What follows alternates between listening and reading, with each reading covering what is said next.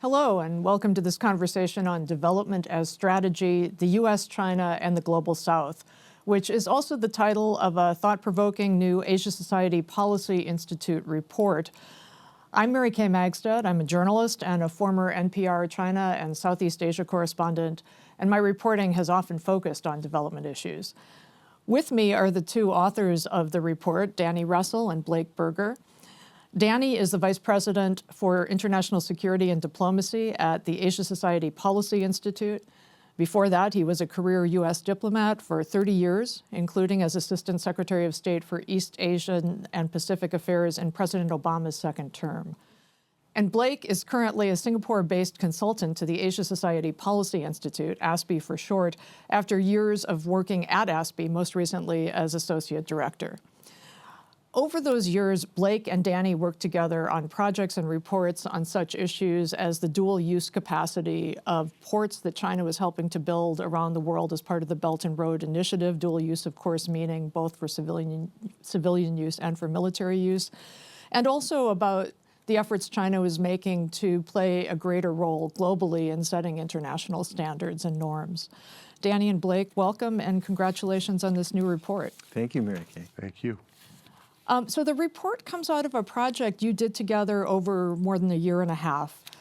It brought together experts on development assistance from the United States, China, and the Global South, specifically Southeast Asia and Africa. And these dialogues that you facilitated and made possible were designed to help everyone involved better understand each other's perspectives and approaches and experience on the ground, ideally to make these development efforts more effective, even in this era of intense U.S.-China competition.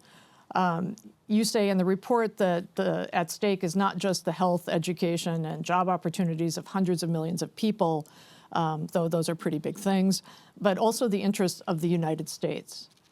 How so? Thanks, Mary Kay. I would say that development aid is in America's national interest. First of all, it critically actually helps stabilize very fragile states, right? And then second of all, it actually then helps promote good governance norms, which also therefore helps support states support themselves and benefit themselves. So when you think about development aid, it actually helps mitigate a lot of risks, especially in the national security front, everywhere from pandemics, which of course, as we all know, is greatly impactful, then to extremism, migration, essentially you name it, all the way to state failure. So it's more costly to not engage in development assistance because of, therefore, the not only humanitarian costs, but also the associated military costs that come from, having to actually go and stabilize states. But critically, aid is the soft power tool. It helps promote America's national interests, commercial interests, and also helps expand U.S. reach into a lot of those countries.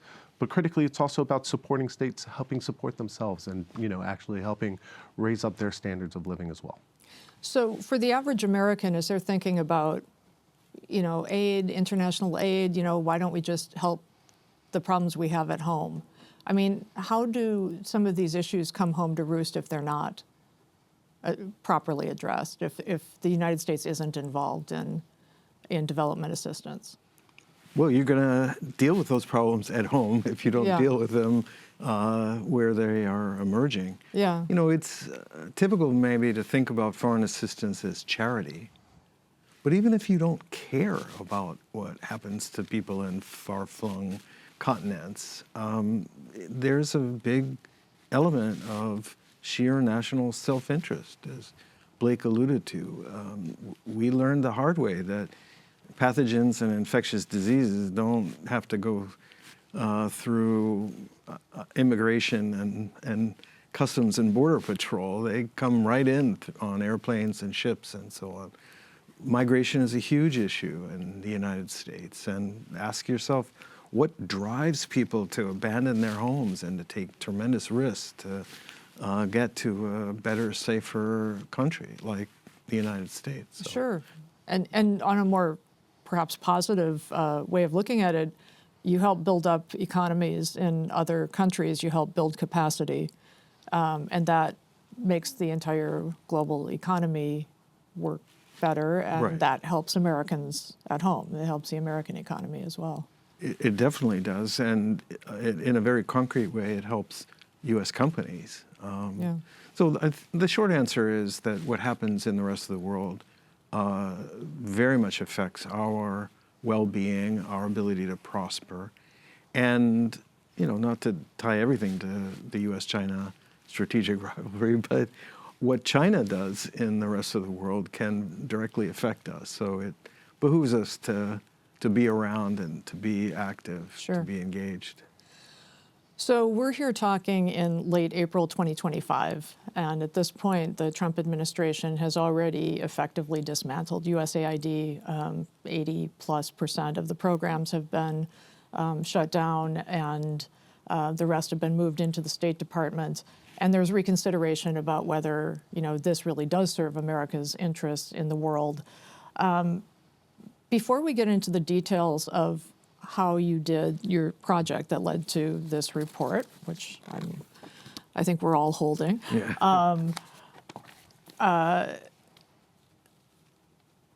I'm just interested in how you see this change affecting the assumptions you had as you embarked on doing this project, what you hoped you would be able to bring out of the project as recommendations for whoever happened to be the administration in charge at the time.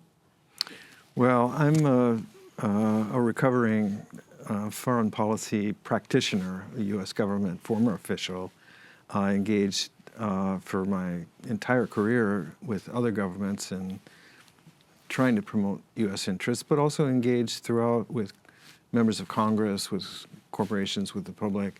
And I understand that we need to take into consideration the political realities when we are analyzing and proposing options for U.S. policy. Now, the spectrum of what might be possible in terms of foreign policy and development policy narrowed dramatically after January 20th, and our project had been underway for, as you said, more than a year and a half before that. We had already done much of our work and had developed many of our ideas and suggestions before the inauguration of Donald Trump, and certainly before the onset of the so-called chainsaw that was applied to USAID and other parts of the U.S. government. So we had to move to triage, to scale back some of the ambition and what we might have otherwise proposed. And what we, I think, are left with is a very objective set of analyses of how China operates, what are some of the drivers, what are the interests and concerns for the United States. And the suggestions, the practical suggestions that are left are somewhat modest, but are politically viable ones, I think. Yeah.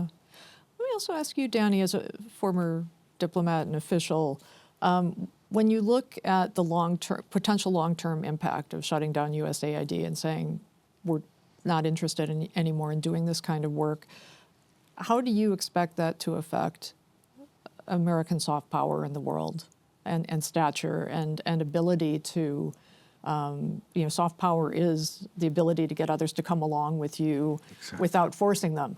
They do it because they respect you. They do it because they admire you.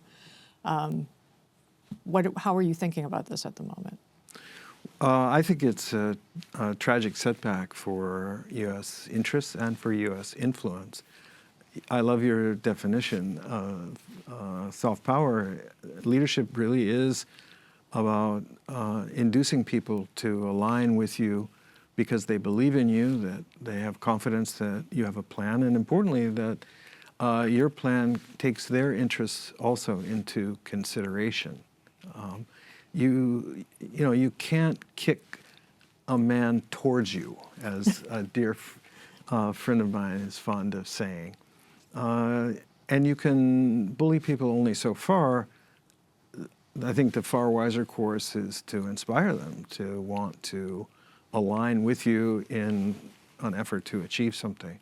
But as I said, conflating foreign assistance and development programs with charity is misleading. Now, it is obviously altruistic, it's charitable, we're doing good in the world. We should be proud of that. We've gotten immense credit for it as a nation over the decades.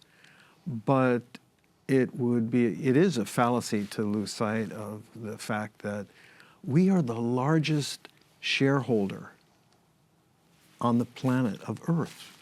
We have a big stake here, not just in terms of health, not just in terms of food security, not just in terms of physical security and the economy, but across the board. And just as a big property owner cares about their neighborhood, we need to care about the rest of the world because, these fires spread. These problems are contagious, and we simply don't have the luxury of going it alone. Yeah. So the other big power that's involved in development assistance, at least for the moment, others are rising to do more of it, is China. And some observers have suggested that maybe China could step in to do some of what the United States has been doing in terms of development assistance. Others point out that China's approach is significantly different, has been different from that of the United States. What do you think, Blake? What's possible here? Yeah, I would actually really push back against this kind of emerging narrative that China's going to fill the gap, so to speak, right? And I think that there's multiple reasons why, but it's really helpful to actually take a step back and look at what China actually does do in this space. And one of the most kind of salient insights that we were able to draw out of this is when you look at what China does in international development engagement, it can be kind of broken down into two distinct pillars. One, the foreign aid pillar, which is akin to what USAID and international development activities that the United States and other OECD countries do. And the other major pillar is China's economic development engagement. And that's where kind of the Belt and Road fit in, the digital Silk Road. That's commercial in nature. That's about win-win. We help invest in you, and you allow Chinese businesses to then therefore flourish. And that's overwhelmingly loans, and many of them given at commercial rates and with short payback periods. Exactly. They're not grants, right? They're Yeah. not traditionally how we, the West, would consider foreign aid. And so therefore, while China has great capacity, this is actually an area that they don't often expand into. Now, China is growing in terms of their foreign aid practices, but they don't undertake the same kind of capacity building initiatives that the US would do, for example, in good governance or to help, bolster intellectual property regimes in certain countries. So the notion that China is all of a sudden going to fill the gap where the US left is actually simply a misnomer. Yeah, they may replace us, Yeah. but they're not going to substitute themselves for us. They're not going to take over the kind of norms support, the kind of rules building, the kind of local receptivity, the things that have been harbingers of or attributes of U.S. Development assistance.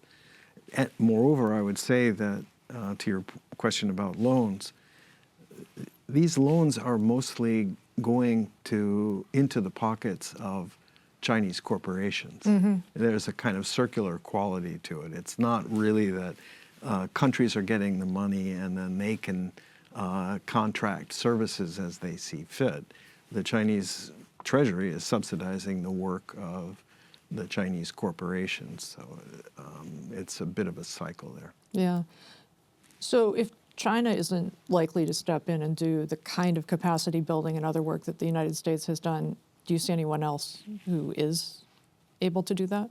I mean, there certainly are other actors, right? The Japanese, the Australians, the Europeans, but the U.S. had been a leader in this space. And so it's quite difficult, especially under the financial constraints a lot of these countries find themselves in, to be able to all of a sudden replace and do what the U.S. had been doing for such a long period of time, especially in the scope and wide area that the U.S. was actually operating in this space.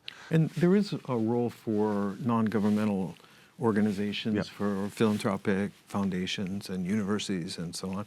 Those are important roles, but they're not governments and they're not the U.S. government.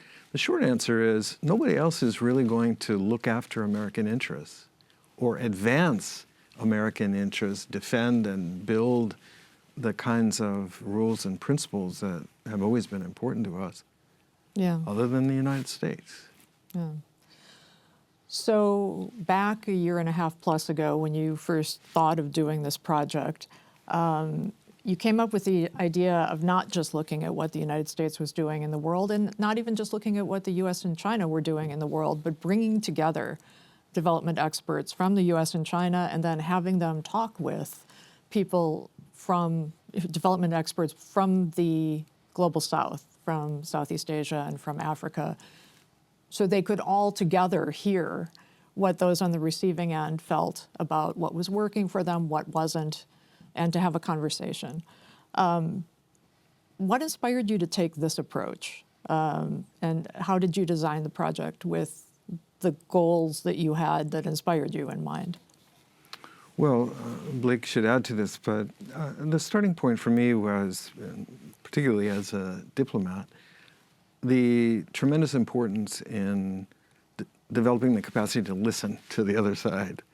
And listening and probing to try to gain an understanding of how they're thinking, how they're approaching, what they're doing.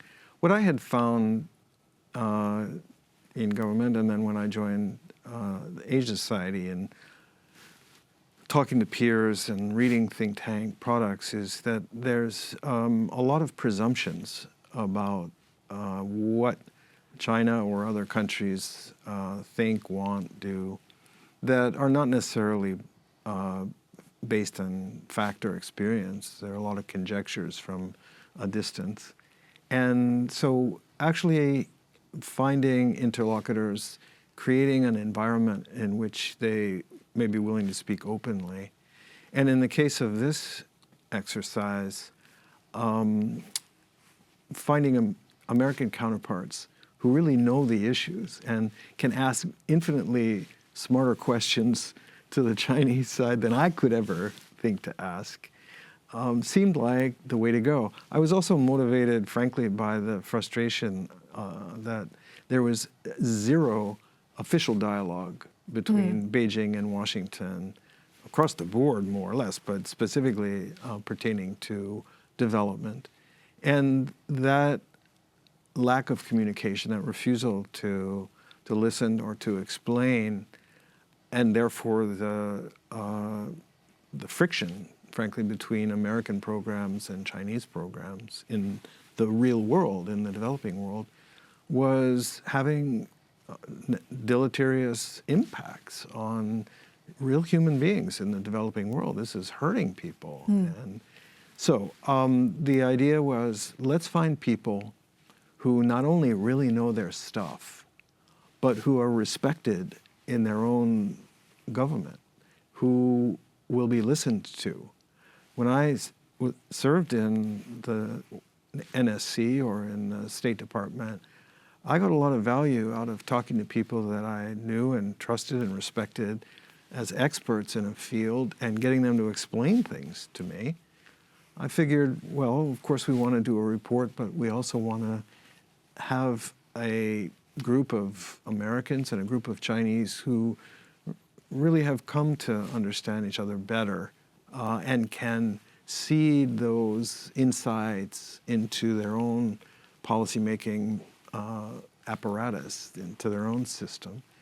And then beyond that, we wanted to engineer a format where people, experts from the developing countries, could speak candidly to Americans and Chinese at the same time. Because human beings have a tendency to adjust the bias just a little bit. Here's what the Americans want to hear, here's what the Chinese want to hear. So how unusual is it to have that opportunity to speak to both at the same time? I'd say it was Pretty pretty rare. close to unprecedented. Okay. So I'd love to hear what it was like to be in the room and to hear the conversations. Let's start with who these folks were. So were these mostly former government officials, particularly from the U.S. and China side? So on the American side, because our systems work so very differently, we recruited 4 very, very senior alumni of USAID and of the U.S. government Two of the four had been full-on Senate-confirmed USAID administrators, one Republican and one Democrat. Another had been an acting USAID administrator for a while and had a full career there.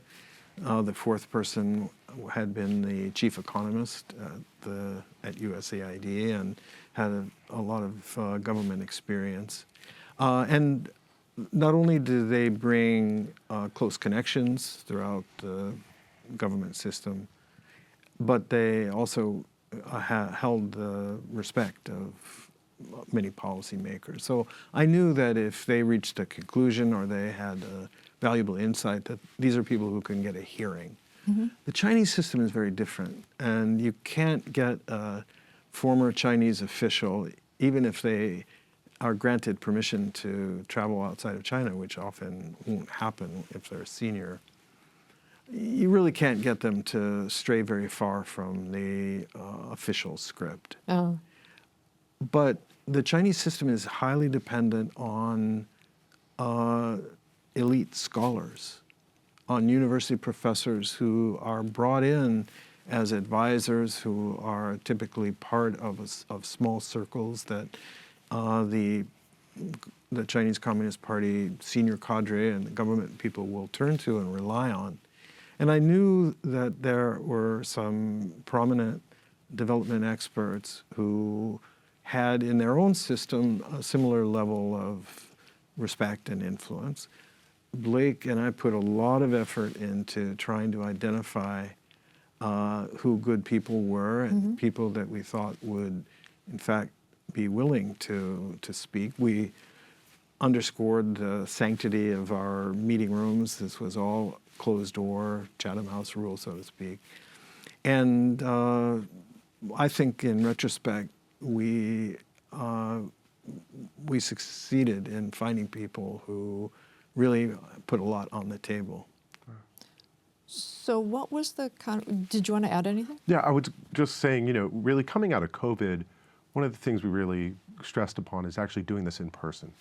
And there's something to be said about locking people in a room for a couple of days to get real straight answers. But as long as you feed them, right? Yeah. Coffee as well. But what I would say is that having that time together actually built a lot of trust and rapport, and actually made the conversations more frank and more honest. Instead of doing it on Zoom, where you just log off. We had dinner, we had events together, and so it was able to make these kinds of conversations actually very candid, where they were willing to speak openly on both sides of the aisle. So, what kinds of things did you hear that you hadn't really heard in U.S.-China conversations before on this topic, where people are just kind of reading from their official notes? I mean, it was actually very helpful to kind of walk through the evolution of American foreign policy and American engagement, and then also hear from the Chinese, and then kind of look at the similarities and differences in our approaches. Hearing from U.S. experts say, oh, well, we walked away from doing this for these reasons, and the Chinese going, oh, well, we're actually doing that right now, and maybe we should kind of learn a little more. So, there were a lot of instances where we talk past each other in terms of the literature, but when you put people into the room, it actually kind of sheds a lot of light that we're actually not that dissimilar in terms of our practices and thought processes. And so it actually helped clear a lot of the space for these conversations to be very productive. We structured it so that they began making presentations about how their respective systems worked, what some of their experiences were, how they handled this, how they handled that. Each side would then ask questions, and these are experts, so they had great questions. They were probing quite a bit. And we began in the first round of bilateral meetings, really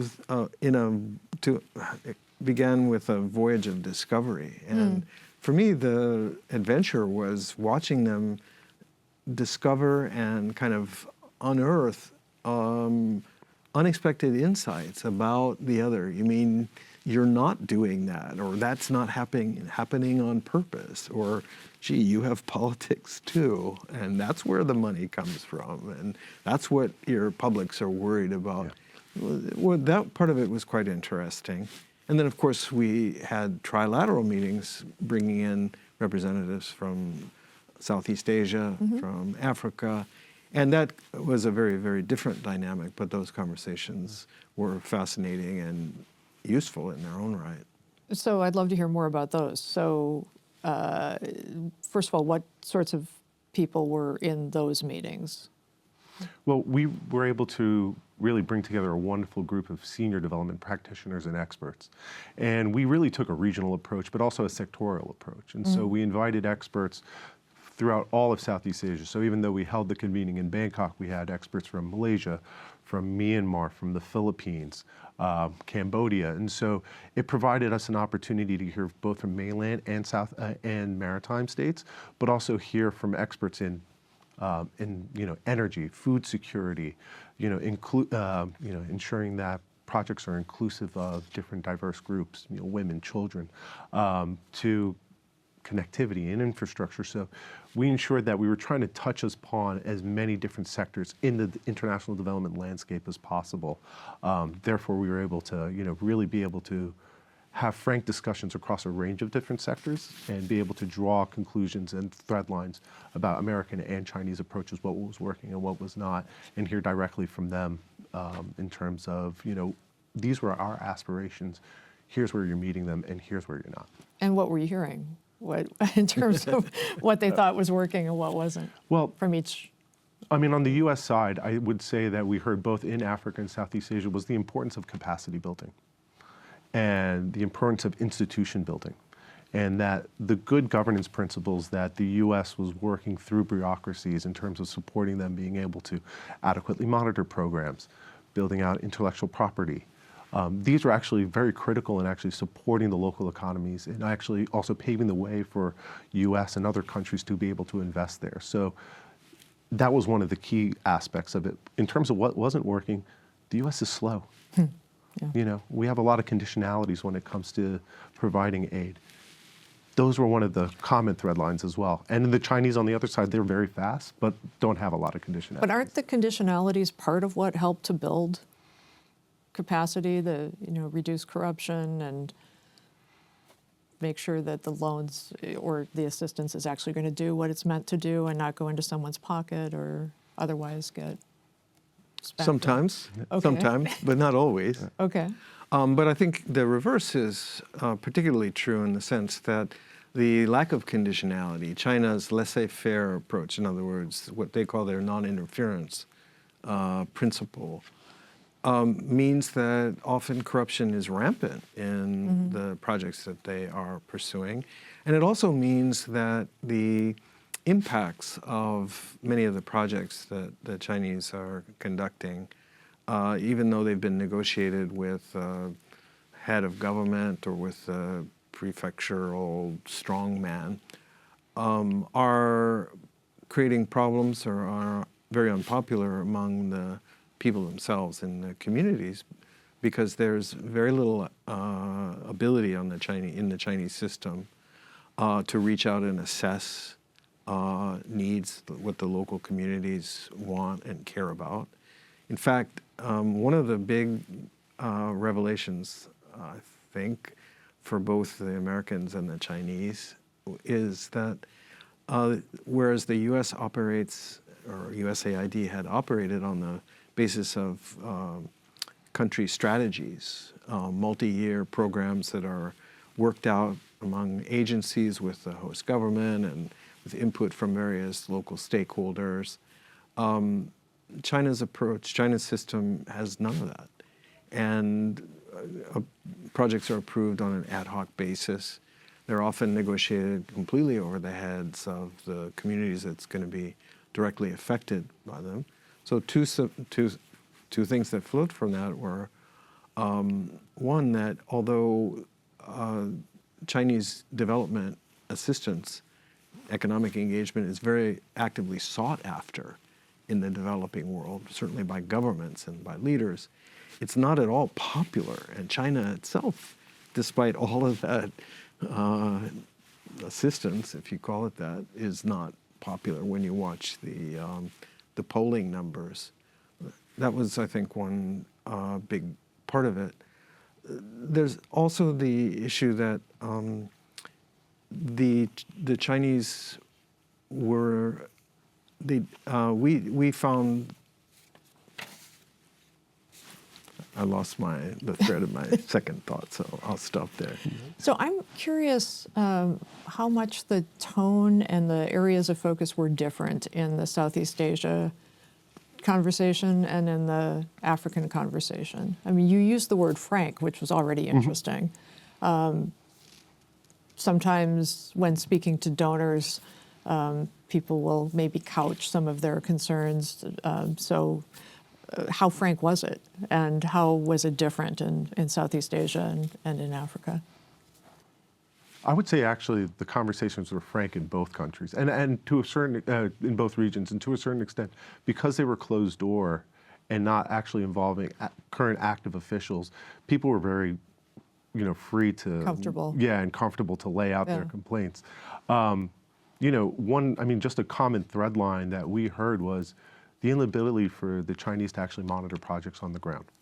And that was both in Africa and in Southeast Asia. And it highlighted the capacity issues that China itself has in embarking in this space. For a long time, the Belt and Road, when you looked at what was happening, Chinese actors on the ground were simply implementing projects. But the Chinese state, whether it be SIDCA, the Ministry of Foreign Affairs, we had a very hard time actually monitoring projects. And so we heard from the Chinese themselves that, as Danny mentioned with their non-interference policy, well, local actors are the ones who are telling us what they need. Who are we to second guess what they're telling us? And so complementing that with the fact that they don't have people at the embassies to actually monitor these projects.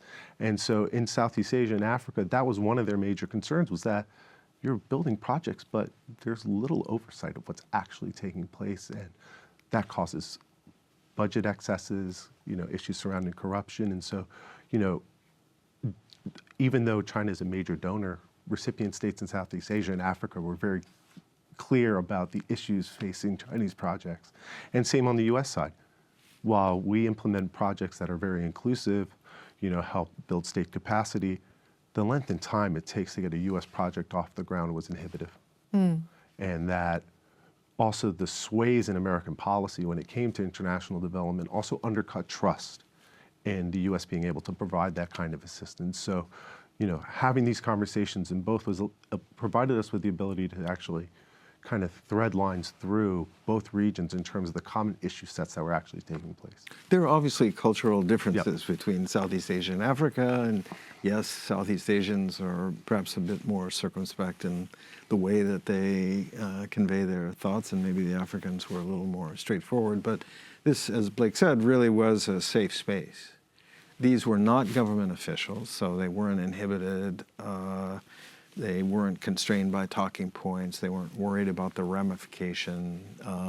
They weren't rude, but they, I think, were quite direct. But more importantly, they were able to kind of unearth some of the thinking and the concerns and the considerations. A big one of the big red threads that ran through both continents is the fear of being victimized by U.S.-China rivalry. Not wanting to be treated as a pawn or an object in this battle, wanting to have some agency, wanting their voices to be heard. I was struck by pretty honest expressions of frustration about corruption. Corruption as well as debt.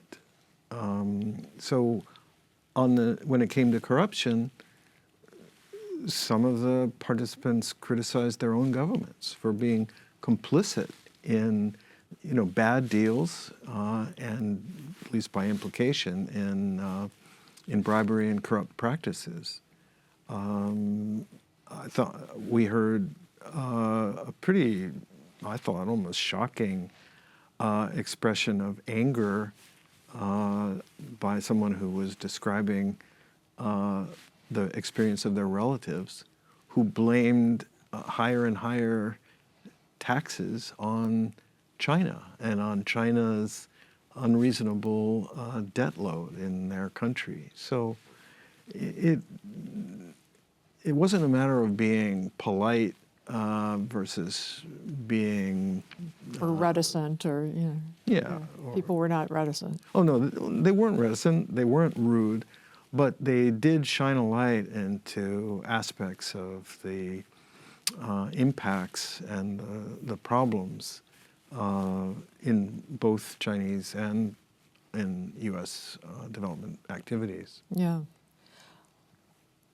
You mentioned you mentioned the word agency, and I'm wondering, as you talked to and heard Southeast Asians and Africans who are participating in the dialogue speak about their country's experience, how much they're feeling more agency to just kind of shop around for the kind of development assistance that works for them. Interestingly, you mentioned in the report that the United Arab Emirates is now becoming a major donor, is a major donor already in Africa, but may become one of the biggest donors, if not the biggest, in development assistance.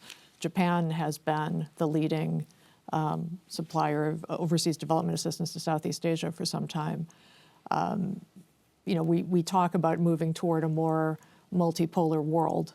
How is that affecting what those on the receiving end feel about the kind of development assistance they might be able to get, particularly now that the United States might not be as active in the field as has been the case up until recently?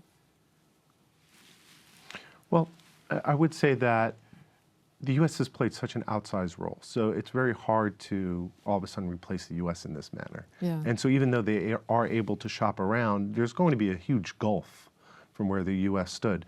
Now, that being said, what you've seen is the desire for states to actually have more agency in setting the terms. And also, and of course it depends on the state, right? Certain states in mainland Southeast Asia, for example. Malaysia renegotiated some of its Belt and Road Initiative. And then versus, projects. for example, a Laos or Cambodia who simply, or even a Myanmar before the coup, simply didn't have the resources to be able to have that same kind of conversation.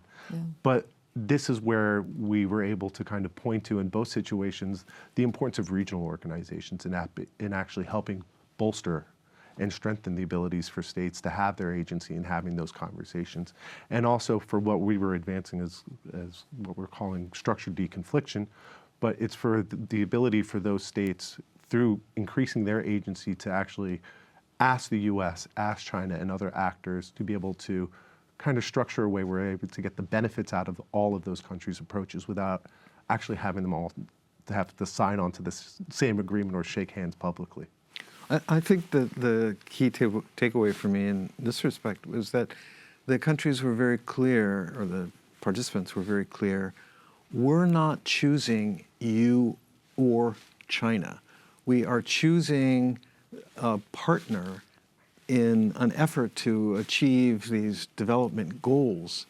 And so for us, it's not about aligning in a Cold War. It's about solving our problems. It's about addressing. And the strong implication is, look, if we can get the Gulf states or Turkey or Japan or the EU to work with us, of course we will do it. But as Blake said, there's so much to be done. And there's so many unique characteristics of what the Americans are able to do that we want China. It's not an either-or binary proposition. Yeah.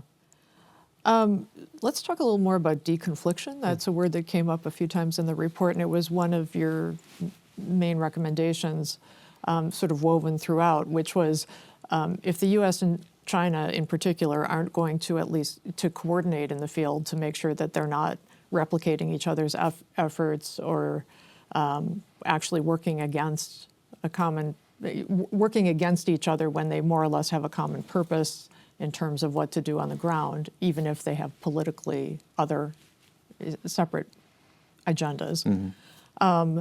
What exactly, what did you have in mind when you were thinking about deconfliction before the Trump administration, and what do you think is possible now? Well, just like Winston Churchill said, democracy is the worst form of government except for all the rest. Maybe deconfliction is the worst form of cooperation except for all the rest. We started with the question, wouldn't it be great, and could the U.S. and China cooperate in development like they have occasionally, but with great effect in, say, West Africa during the Ebola crisis, in development? And the political answer is a resounding no for the foreseeable future right now. Our second question then was, well, how about if the two governments at least coordinate to ensure that their programs are pulling in the same direction, that they're not working to undercut each other? Well, even that now appears to be too much of a stretch. The U.S. and Chinese government are struggling even to make channels of communication work on the priority national security and bilateral issues. So that's a stretch. So where we came to was a recognition that there might be ways, either organically or through the role of a third party, where the complementarity of what the United States is willing to do for its own reasons and its own interests with a partner country, and where what China is willing to do, again, for its own reasons and in its own interests is willing to do, can be orchestrated so that they dovetail a bit, so that they fit together. So maybe the whole is somehow a little bit greater than the parts, or at a minimum that both are inputting constructively to the recipient country, even if they won't make eye contact with each other, even if they won't shake hands. So it could be that the government of that country is shrewd in extracting from Beijing and from Washington things in a particular project or in a particular sector that add up to something good. It could be that a regional organization is in a position to create a platform where the Americans plug in this bit, the Chinese plug in that bit. There could be other donors that are part of a program, and there are real-world examples of that happening. The idea is that the fact that right now the U.S. government and the Chinese government seem pretty dug in and unwilling to overtly work together doesn't preclude other creative avenues of collating or finding complementarity. When you get beyond the government sector, of course, there are university consortiums that already exist, where a Chinese university, American university, and African university or an Asian university are working jointly on projects. Hopefully that will continue. One of the things that, if I can go on, one of the things that I thought was really revelatory and is one of our recommendations was a point made by one of the Africans that a unintended problem of foreign assistance can be that because international donors are providing the funding for work in a particular sector, such as public health, that the very scarce government resources, budget, then gets diverted to other top priorities. The foreigners are taking care of health, so we're going to concentrate on public safety and education and water and sanitation. And when something like health falls out of the national budget, you have a government that is doing less and less for its own people. Now that is part of the complaint, really, by many in the United States about foreign assistance. They should be doing it themselves. This complaint came from an African. And the solution, the idea that was generated by the US and Chinese experts was along the lines of the Americans saying, well, you know what? The Department of the Treasury has this fantastic program for assisting kind of financial institution development for taxation and revenue. And the Chinese saying, oh, you know, the Chinese government has this very, very useful electronic tax system that's easy to use and that's sort of perfect for rural areas or for undereducated people, make it easy for them. How about, the Treasury Department could share this program, the Chinese could share that program. I think that there's room for the development of those kinds of structured, deconflicted approaches.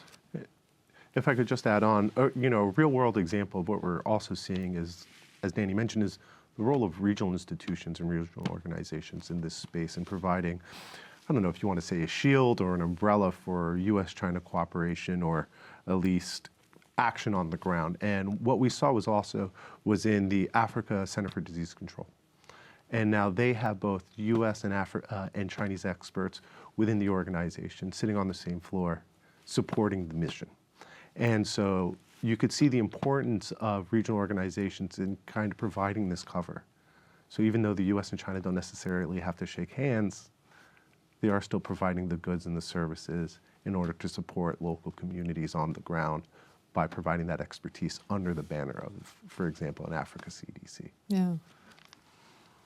A couple of questions. One is, the U.S. and China are obviously in a great power competition that will continue for a while, probably for a long time. I'm wondering whether that manifested itself at all in the room when the two sides were talking, or when they were talking to Southeast Asians and Africans? Or did you get a feeling that we're leaving that outside the door, we're just going to have a constructive conversation here about development assistance? And however that went, how much did you get a feeling that those who were in the room were bringing back to their governments what they'd heard and suggestions for what might be possible? Well, I know for a fact that the Chinese scholars were reporting back about the discussions and were sharing some of their findings and their insights. The Chinese system operates in a way that makes that utterly obligatory. And these are experienced and sophisticated people who I'm sure have cracked the code on, how do you share and how much do you share and how do you ensure that your report doesn't contradict what the guy next to you is reporting. Right. It's a tough Leninist system they got there. Yeah. But no, the refreshing thing about this group and this project was that unlike a conference, public conference, or a debate, unlike meetings between government officials, which I spent a lifetime in, this was not shadowboxing. This wasn't one-upsmanship. This wasn't a contest of systems or wills. It was a very genuine exploration. Each participant wanted to understand more, wanted the other to understand better how they operate, why. And I think that it's credible that the Chinese participants were seriously looking for ideas, for good ideas. Blake and my experience in Beijing when we went recently to provide some sort of preliminary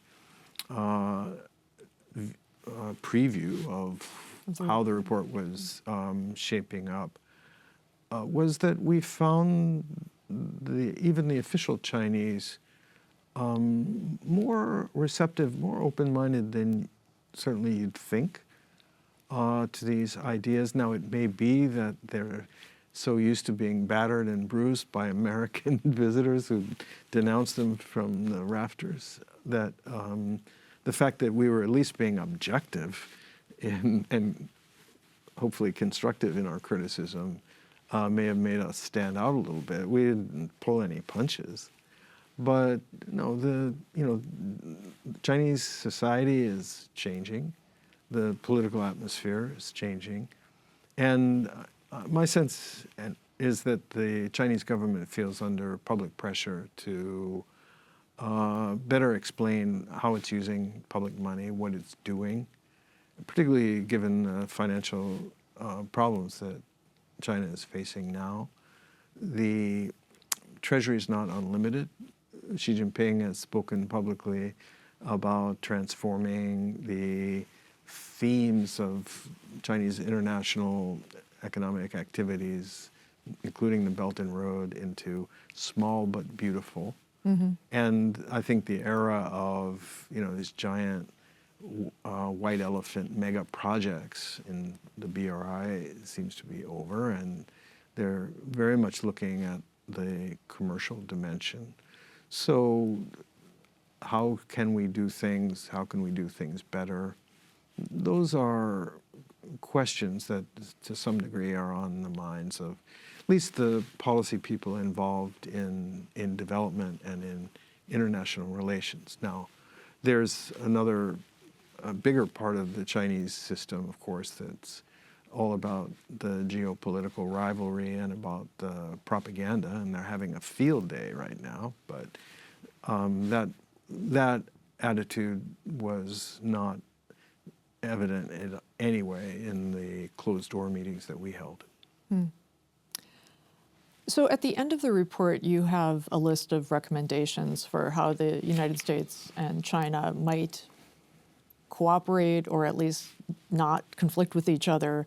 And these include such things as you already mentioned, Danny, training on building capacity for better tax collection to help to fund the kinds of development work that's needed in any particular country, education, particularly on food security, on agriculture, et cetera. How much do you believe at this point how much do you think is possible at this point, given where the U.S.-China relationship is? It's at a different place than it was when you started this project.